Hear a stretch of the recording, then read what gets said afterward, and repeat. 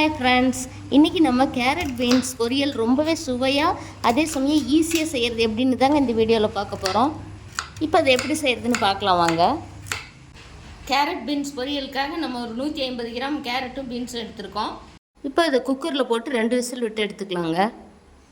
இதுக்கு 2 ஸ்பூன் அளவுக்கு தண்ணி ஊற்றி கொஞ்சமாக மஞ்சள் பொடி போட்டு கொஞ்சம் கல் உப்பு போட்டு மூடி வச்சிடலாம். 2 விசில் வரட்டும். பொரியல் தாளிக்கிறதுக்காக ஒரு பாத்திரம் வச்சு 2 ஸ்பூன் அளவுக்கு எண்ணெய் விட்டுக்கலாம். எண்ணெய் நல்லா காய்ச்சது கொஞ்சம் கடுகு உளுந்து போட்டு இந்த கடுகு உளுந்து நல்லா பொரியிட்டுங்க. இது பொரிஞ்சதும் நான் நீள் வாக்கில் பெரிய வெங்காயம் ஒன்று கட் பண்ணி வச்சுருக்கேன். அதை சேர்த்துக்கிட்டு கொஞ்சமாக ஃப்ரெஷ்ஷான கருவேப்பிலை இலைகள் சேர்த்துக்கலாம். வெங்காயம் வதங்குதுங்க, கொஞ்சம் உப்பு சேர்த்துக்கலாம்.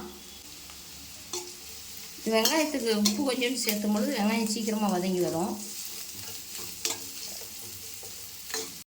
வெங்காயம் நல்லா வதங்கி வந்துடுச்சு. வேக வச்ச கேரட் பீன்ஸை தண்ணி வடிச்சிட்டு வச்சுருக்கேங்க. அதை இதோடு சேர்த்துக்கலாம். சேர்த்துட்டு நல்லா கலந்து விட்டுக்கலாம். இப்போ கொஞ்சம் மஞ்சள் பொடி சேர்த்துக்கலாம். உப்பு நமக்கு அதுவே சரியாக இருந்தால் திரும்ப போட வேணாம், பத்தலைன்னா கொஞ்சம் சேர்த்துக்கலாம். இதுக்கு நான் சாம்பார் பொடி சேர்த்த போகிறேன். சின்ன ஸ்பூனில் 1 ஸ்பூன் சாம்பார் பொடி சேர்த்துட்டு நல்லா கலந்து விட்டுக்கலாம்.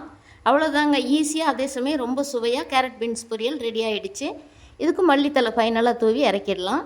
இதே போல் நீங்களும் செஞ்சு பாருங்கள். இது சூடான சாதத்துக்கு நம்ம பிசைஞ்சு சாப்பிடலாம். ரசம் சாதம், மோர் சாதத்துக்கெலாம் தொட்டுக்கலாங்க. இதே போலவே நீங்களும் ஒரு முறை ட்ரை பண்ணி பாருங்கள்.